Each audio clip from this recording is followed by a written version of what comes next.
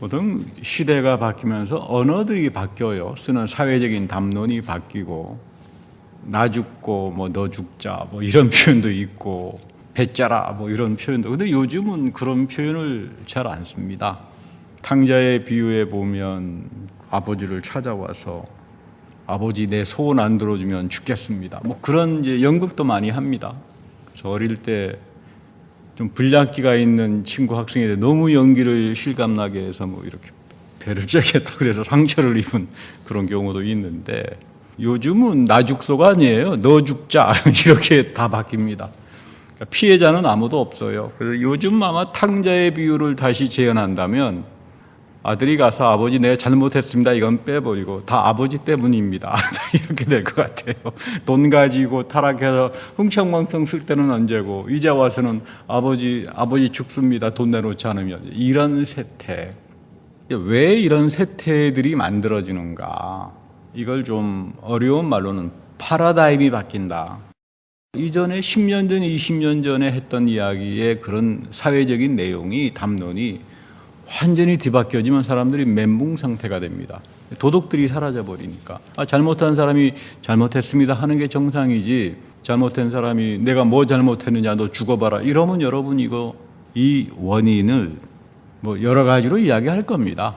목사님들은 영적으로 뭐 잘못됐다 하겠지만 저는 오늘 목회자라기보다 사회적인 이슈는 사회학자로서 이야기합니다. 저는 단적으로 말합니다. 테크놀로지입니다. 테크놀로지가 사람을 완전히 망그러 놓습니다. SNS죠. 오늘날 여러분 뭐 대한민국 지금 뭐 난리가 나서 보는데 시들 잘하잖아요. 막 응원봉, 또 그거를 뭐 세계 민주주의를 가리킨다고 또 뭐 화들짝 하는데 그렇지 않아요. 원래 그거 80년대 말에 아랍의 봄이 이제 모로코에서부터 시작해 쭉 결국은 이집트가 넘어갔잖아요. 그 아랍의 봄에서 이슬람 국가를 넘어뜨린 게 다른 게 아니라 SNS입니다. 테크놀로지죠. 결국 저는 이슬람 국가가 이 테크놀로지 때문에 넘어갈 걸로 봅니다. 왜? 그 대한민국에 그대로 들어가 있는 거예요. 요즘 뭐 여러분 AI, 우리가 살면서 내 주변에 여러분 뭐 컴퓨터 테크놀로지, 이메일 없으면 살 수가 없잖아요. 완전히 우리의 사회적인 삶은 불을 훔친 프로메테우스 또는 선악과를 따먹은 아담과 하와, 이거 과학기술이잖아요. 이거 우리가 도덕적으로 컨트롤하지 못하면 망합니다. 그런 맥락에서 요즘 뭐 시끄러운 대한민국 사회도 저 테크놀로지가 참 위험하구나 이제 이런 생각을 하게 됩니다만은, 그럴수록 우리가 영적으로 성숙해져야 돼요. 여러분 어린아이 같은 사람에게는 돈 10,000불씩 10만 불짜리 지폐를 또는 뭐 책을 주지 않을 겁니다. 큰일 나죠. 어린아이 앞에 그렇게 많은 돈을 주는 그런 부모는 없을 거예요. 미숙하니까 오히려 그렇게 많은 돈이 나에게 독이 될 수 있으니까, 지혜스러우니까 안 하죠. 신앙세계도 마찬가지예요.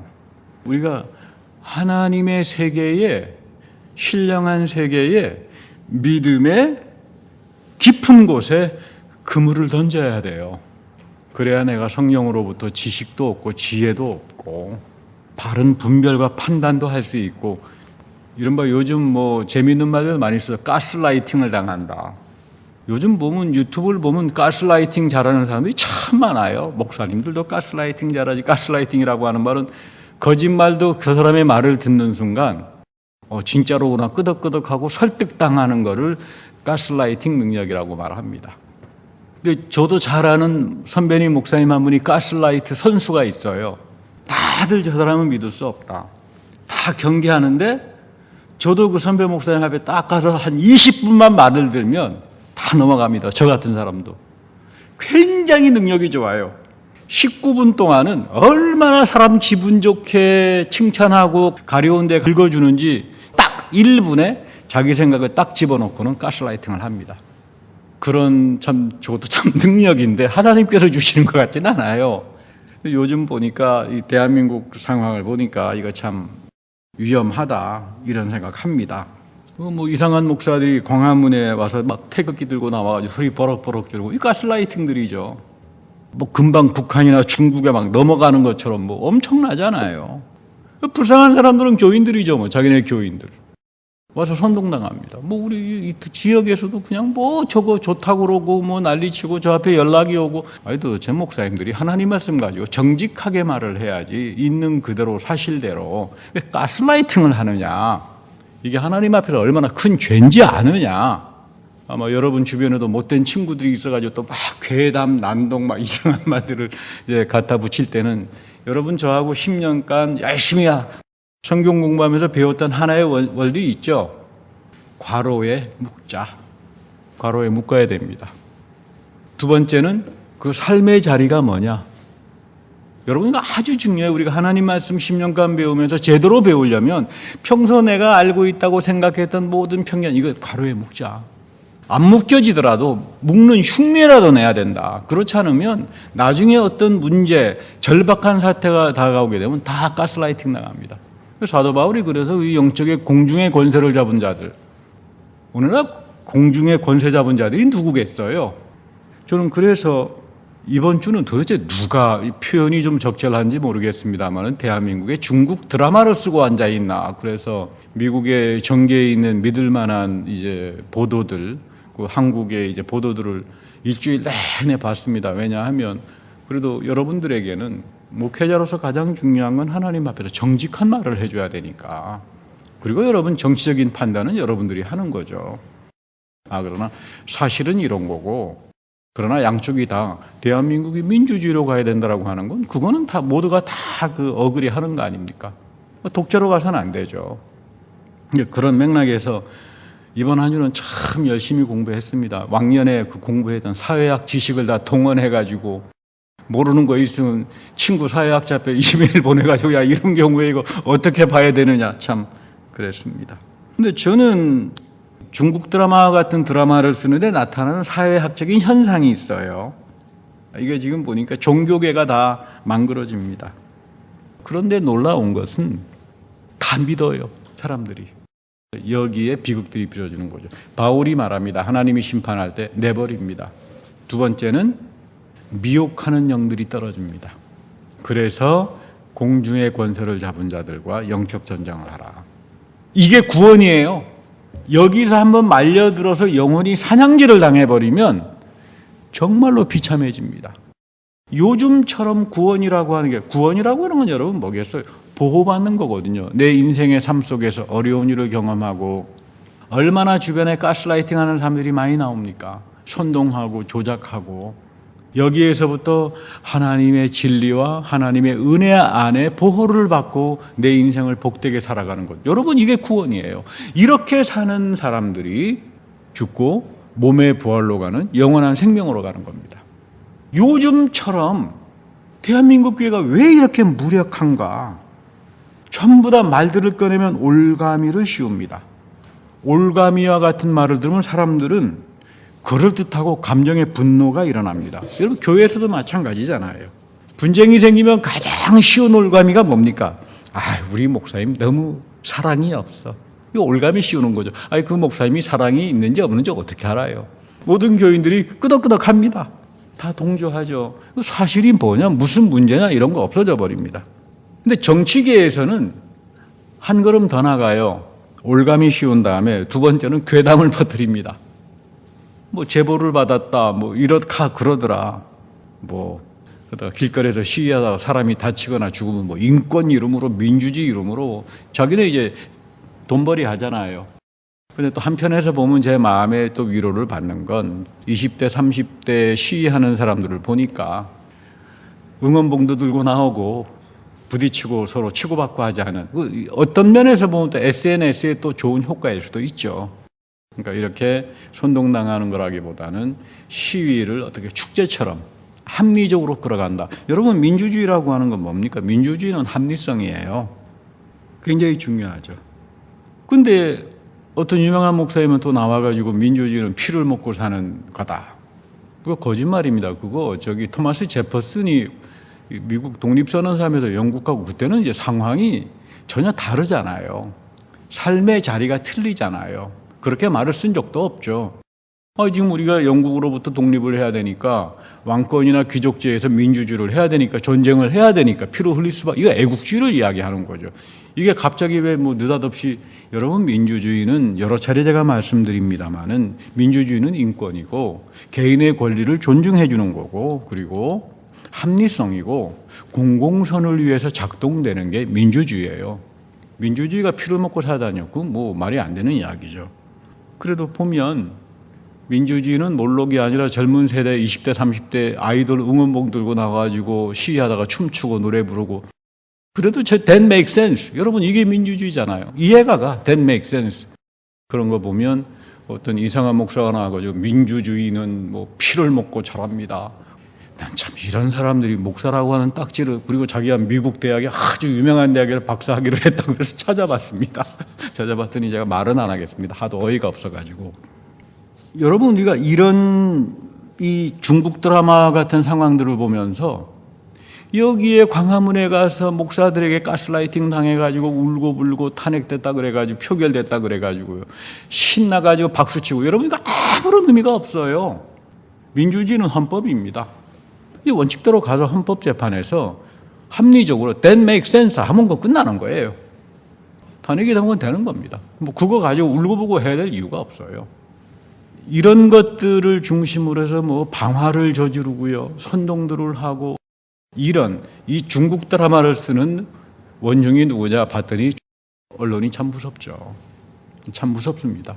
공중의 권세 잡은 자들이죠.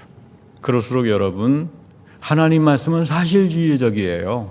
사실 있는 그대로 뚫고 들어옵니다. 그거를 우리가 읽을 줄 알아야 돼요. 우리 사도행전 15장에 보면, 이번 주 성경 공부하면서 말씀드렸습니다만 사도행전 15장 마지막에, 우리 사도행전에서 가장 중요한 장은 사도행전 15장이죠. 예루살렘 공의회.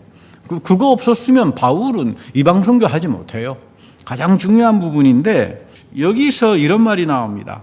가장 하나님께서 싫어하는 것, 우상에 펄루티드, 우상에 더럽혀진 음식 먹지 마라. 여러분 이거 그 당시 사회적인 삶의 배경에서 보면 엄청난 이야기입니다. 아니 무슨 뭐 우상에 가서 바친 음식 먹지 말란 말이냐, 그런 거 아닙니다. 이 우상은 오늘날 권력욕에 미쳐버립니다. 권력욕에 의해 가지고 미쳐버리면 그 우상에서 사람이 더럽혀져 버려요. 권력에 굶주려 버린 사람은 이거 뭐 사람 같지가 않죠. 입만 열면, 입을 여는 순간부터 거짓말밖에 안 하는 사람이니까. 그런가 하면 돈에 미쳐버린 사람들, 만몬이죠. 만몬에 미쳐버리게 되면 그 만몬이 사람을 펄루팅 해버린다. 공해란 말이죠. 원래 뜻은 더럽혀버린다 이 말이에요. 너가 권력 추구하니 그 권력의 우상이 너를 펄루팅, 공해처럼 너 삶을 더럽게 만들어버려. 너가 만몬을 추구하니 그 만몬이 너를 더럽게 만들어버린다. 세상의 명예를 추구하나 지나친 탐욕과 명예가 너 삶을 더럽혀버린다, 이런 이야기입니다. 그러니까 우상은 세상에서 모든 사람들이 다 가지고 싶어 하는 거예요. 여러분 누가 권력 갖기 싫습니까? 여러분 누가 돈 갖는 거 싫어합니까?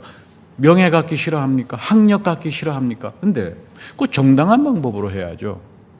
학력주의가 판을 치니까 전부 다 학력 위조하잖아요, 대한민국에서. 왜 학력 위조합니까? 학력이 위조돼야 좋은 자리를 가니까. 한 사회를 민주주의와 시민사회로 건강하게 만들어가는 게 교육인데 교육이 다 망가진 거예요. 잘못된 지식들이 유튜브를 다 장악해버립니다. 이게 지식인이든 별 사람들이 다 나와가지고 가스라이팅들을 하기 때문에 사람들이 그거를 보면 분노를 일으키고 인식에 장애가 오고 합리적으로 that makes sense 이런 생각을 못하게 만들어버리는 거예요. 저는 무섭습니다. 하나님께서 한국교회를 이렇게 심판하는구나. 물론 교회 안에서도 정직한 목사님들이 계시겠죠.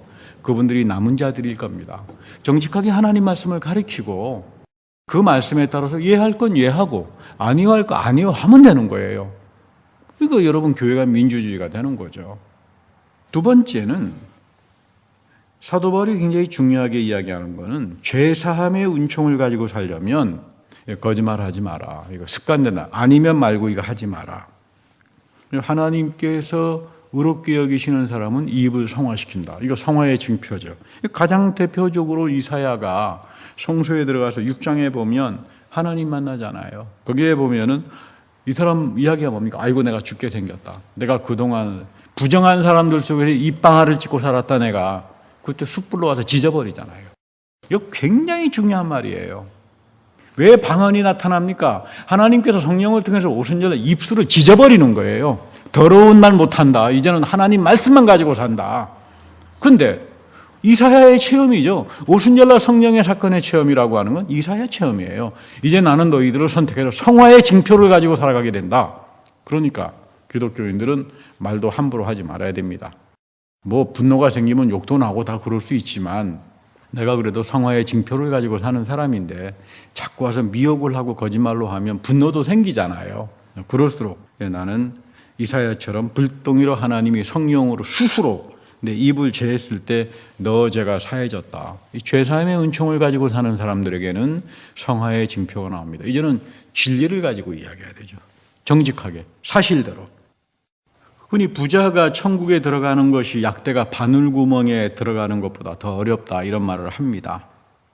사실 이 말은 영적으로 가난하지 않은 사람들, 자기 고집이 지나치게 센 사람들, 오만, 교만이 지나치게 꽉 차 있는 사람들은 하나님 나라를 경험하지 못해요.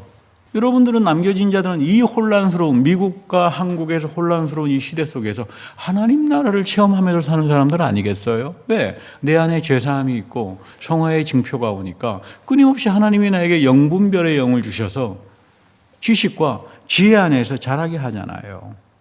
그러니까 내 안에 하나님의 나라가 신령한 세계가 보이는 거죠. 아, 이렇게 사는 사람들은 앞으로 미국이 이렇게 되겠구나. 대한민국이 이렇게 되겠구나. 그거 보이지 않습니까?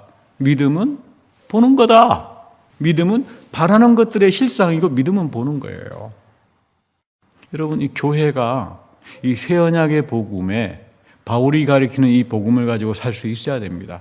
이렇게 되지 않으면 다 무너집니다. 다 무너집니다.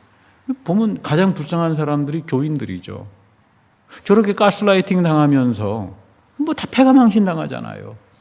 여러분, 신앙생활을 한다라고 하는 것은 하나님의 은혜를 체험하고 하나님의 신령한 세계를 만나고 그 안에서 구원의 축복을 가지고 살아가는 게 여러분 교회 다니는 목적인데 이런 것들이 다 영원히 사냥질 당해버리잖아요. 우리가 왜 교회를 다니면서 엔돌의 무당을 찾아간 사울과 같은 길을 갑니까? 왜 교회가 그런 길들을 가리킵니까? 여러분 이거 조심해야 합니다. 역대하 7장 11절과 18절에 보면 솔로몬 왕이 7일간의 감사제사를 드리고 7일간의 축제를 벌였습니다. 소 22,000마리와 양 12만 마리를 제물로 바쳤다. 뭐 자기가 가지고 있는 총 엄청난 재산을 바친 거죠.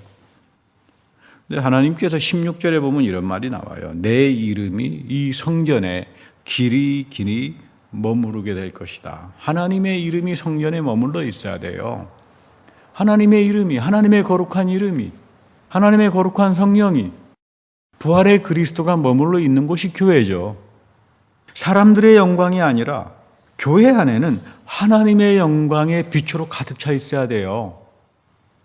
솔로몬이 뭐 예를 들어가지고 소 22,000마리 바쳤다 그래가지고 그 솔로몬의 영광을 위해서 하나님이 와서 앉아있는 게 아니에요. 그것 때문에 하나님의 영광이, 하나님의 거룩한 이름이 성전에 머문다라고 하는 그런 말이 아닙니다. 이거 여러분 거꾸로 돌려놓으면 참 무서워져요. 봐라, 솔로몬이 이렇게 12만 마리 바쳤으니까 하나님께서 성전의 영광에 왔으니까 우리도 솔로몬 성전 같은 걸 짓자. 뭐 이래가지고 여러분 대한민국에서 맨날 성전 봉헌한다고 이 난리들을 쳤던 거 아닙니까? 이거 가스라이팅이죠. 하나님 말씀을 외울 때 가장 중요한 건 뭐냐 하면 괄호에 닫고 이 말씀이 쓰여졌던 삶의 자리가 뭐냐 이렇게 봐야 됩니다. 그랬을 때 살아계신 하나님이 정확하게 이렇게 우리에게 말씀하시는구나. 그래야 오늘날 세상에서도 이게 지금 상당히 중국 드라마 같은 대본을 쓰는 사람들 때문에 이거 교회가 사회가 다 망그러지는구나. 여기에서 이해할 건 이해하고 안 이해할 건 안 이해하고 기독교인이라면 당연히 민주주의와 합리성을 가지고 이야기할 수 있어야 되겠죠. 개인의 자유가 있는가 하면 가급적이면 가난한 사람들을 위해서 공공선으로 가주는 뭐 그런 여러분 사회 시스템이 작동된다는 거 그게 여러분 자유민주주의 아니겠어요. 교회가 이렇게 가야 합니다. 근데 이제 여기 하나님의 영광이 빛으로 쉐키나라고 하는 거죠. 쉐키나 성령이라고 하는 거. 이 가득 차게 되면 어떤 일이 벌어지냐면 하나님의 눈길과 하나님의 마음이 언제나 이곳에 있을 것이다. 근사한 성전에 있는 것이 아니라 예배하는 사람들에게 있을 것이다, 그 말이에요. 하나님께서 왜 예루살렘에 성전을 지으라고 그럽니까? 한 당에서 자꾸 제사들을 지내다가 보니까 이게 우상 숭배화가 돼요. 여러분 사사시대 때만 하더라도 산당에 가서 그 산당에다 우상 숭배했던 데잖아요. 근데 뭐 성전도 없고 그러다가 보니까 하나님께서 안 되겠다. 예배는 거룩한 건데, 거룩한 하나님의 이름이 있는 건데, 거룩한 하나님이 있기 때문에 예배하는 사람들의 마음속에 경건함이 있어야 되는데, 하나님이 이것을 위해서 예루살렘에 성전을 주신 거지, 뭐 근사한 성전에만 하나님께서 머문다, 지금 이런 이야기가 아닙니다. 내 마음과 하나님의 눈길이 이 성전에 있을 것이다. 그러니까 너희는 겸손하고 기도하고 나의 뜻을 찾고 나의 법도를 찾는다는 게 뭐겠어요? 하나님 말씀이죠. 여러분 교회 다니는 사람들은 당연히 하나님 말씀에 대한 실력이 있어야 되죠. 근데 여러분 하나님 말씀이 이게 쉽습니까? 이게 쉬워요, 하나님 말씀이? 그러니까 여러분 교회 다니면서 자기 자신도 모르게 무지하게 똑똑해집니다. 총명해진다고 그러죠. 근데 목회자는 죽어납니다. 이거 성경 제대로 가르치려면 구약 히브리어 성경을 읽어야 되고 고전어 그리스어 성경을 읽어서 뭔가 정확한 뜻인가 이걸 알아서 여러분들에게 말씀을 전해줘야 되기 때문에, 근데 여러분들은 들으면서 자기 자신도 모르게 어떻게 된다? 명철해져요. 이게 하나님의 뜻이에요. 근데 왜 교회 다니는 사람들이 한결같이 바보스럽습니까? 여러분 명철해지는 거예요. 그래서 맨 처음 여러분들에게 주는 지식이 뭡니까? 성령의 지식과 지혜의 은사잖아요. 여러분 이거 세상에 나가서 학박사 한다 그래가지고 이걸 받을 수 있겠어요? 그거 못 받습니다. 목사님은 뭐 박사도 안 했으면서 뭐 그렇게 말을 함부로 합니까? 함부로 하는 게 아니라 제가 해봤기 때문에 이런 말을 자신 있게 하는 겁니다. 세상에 가서 박사학위 한다 그래가지고 모릅니다. 하나님이 주시는 명철함. 그러니까 여러분 이 법도를 쫓아와라. 너희들 예배 속에서 경건한 마음을 가지고 하나님 말씀을 청종하고 살아가라. 여기에 모든 하늘의 신령한 축복과 은혜와 이런 것들이 여러분들에게 주어지잖아요. 이게 얼마나 아름다운 거예요. 근데 이런 것들을 가르치지 않고 그 말 같지도 않은 이야기를 자꾸 선포가 되다가 보면 하나님이 그래 너 마음대로 해. 그 다음에 미혹하는 영들이 떨어질 때 아이고 이건 전부 다 뭐 여기에 쏠리고 저기에 쏠리고 이거 어떻게 돌아가느냐. 종교인들이 전부 다. 그러면 일반 사람들은 얼마나 미혹당하겠어요. 그러다가 여러분 망해요. 제 기도 제목이 있습니다. 하나님께서 우리에게 남은 자들을 주셨듯이 서울에도 남은 자 한 사람이 있으면 구원하지 않겠습니까? 정신 제대로 밝힌 목사 한 사람이 있고 하나님 보시기에 새 언약의 복음을 가지고 사는 그런 사람들이 있지 않겠습니까? 그들을 기억하셔서 저 서울을 좀 구원해 주십시오. 요즘 우리가 이런 기도를 드립니다. 하나님은 한 사람을 통해서 세상을 바꿔놓습니다. 집단으로 하지 않습니다. 그래서 인격적인 하나님이라고 그러는 거고 이걸 가지고 우리가 살 수 있어야 합니다.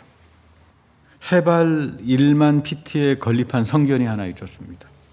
벽돌 건물인데 특별한 방법으로 모아졌다 그래요. 전국적으로 신문에 광고를 내서 누구든지 죄가 있다고 생각하는 사람은 회개하는 마음으로 벽돌 2장값만 보내주십시오. 이상은 안 받겠습니다. 진짜 안 받았어요. 그랬더니 뭐 엄청나게 벽돌값이 왔습니다.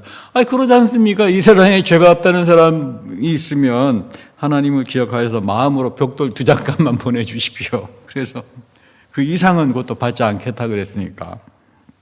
그래서 이 성전의 이름이 회개의 산성입니다. 회개의 산성. 회개하고 싶을 때는 이 교회 와서 회개하라. 오픈해놨습니다. 올라가서 하나님 만나기 참 어렵다. 올라가서 기도하고 회개로서 쌓아 올린 성전이다. 하나님은 여러분들의 마음을 달라 그래요. 하나님은 여러분들의 마음을 달라 그럽니다. 너희들이 마음을 나에게 줘야 내 성령이 너희들의 영에 들어갈 거다.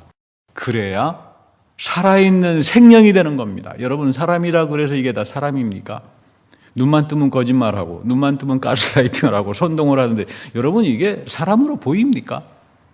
교회 다니면서 자기 마음을 세상의 권력욕과 만문과 명예와 거짓과 여기에 마음이 뺏겨져 가지고 폴루티드 더럽혀버린 사람들은 구원이 없어요. 그래서 여러분 하나님께 우리의 마음을 봉헌하는 현장이 예배하는 시간이에요. 여러분 이 소중하게 생각해야 합니다. 마지막 때 구원은 새 언약의 복음이다. 이것은 죄사함의 은총과 성화의 징표를 가지고 살아가는 사람들 한 사람 한 사람들을 통해서 이 엄청나게 혼란스러운 사회를 하나님이 구원의 능력을 베푼다. 가장 대표적인 케이스가 빌레몬서 1장에 나오는 말이죠. 빌레몬은 골로새 교회의 아주 좋은 교인이었습니다. 자기 집을 공개하고 부자였어요. 골로새는 옷감으로 아주 유명했던 데이기 때문에 아마 양모로 짜는 그 옷감이 아주 유명했던 그 비즈니스를 했던 사람이다. 그렇게 이야기합니다만은 자기 집을 예배 초소로 제공하기도 하고 뭐 큰 집을 소유하고 있었으니까 어렵고 박해하는 시대에 그래도 심지어 그 오네시모까지 이렇게 화해하고 하는 그런 성품을 보면 굉장히 이렇게 믿음이 참 돈독했던 사람이로구나. 바울은 빌레몬을 부를 때 너는 디아코누스, 나와 동역하는 사람이다. 바울은 사도입니다. 교인들을 사도라고 부르지 않아요. 근데 바울은 동역자다. 너는 나와 함께 디아코누스 하는 사람이다. 하나님 나라를 위해서 같이 노를 짓고 사는 사람들이다. 참 괜찮은, 모름지기 기독교인들은 이래야 되잖아요. 우리가 디아코니아를 합니다. 예수님께서 그 디아코니아를 뭐라고 합니까? 그 오른손이 하는 거 왼손이 모르게 해. 하나님께서 하시면 되니까. 신문 광고 내면서 떠들 필요 없다 그 말이에요. 너희들 오른손이 하는 거 왼손이 모르게 하면 다 하나님께서 보응하시는데 이제 크리스마스가 다가오는데 아이 목사님 우리 교회도 막 신문에 광고하고 어디 뭐 헌금 내야 되지 않습니까? 그러면 하나님께서 우리에게 보응해 주시는 게 하나도 없다. 하나님께서 보응합니다. 그래도 우리가 우크라이나 전쟁 때문에 걱정이 돼서 헌금도 했고 우간다에서 열심히 고생하는 우리 목사님 헌금도 했고 작은 헌금이지만 저는 그렇게 생각합니다. 하나님께서 이 헌금 때문에 그래도 우크라이나가 평화협정을 맺고 가는구나 그런 생각을 해봅니다. 어쨌든 오늘 이 빌레몬은 고린도 교회가 얼마나 많은 우상으로 더럽혀져 있었나요?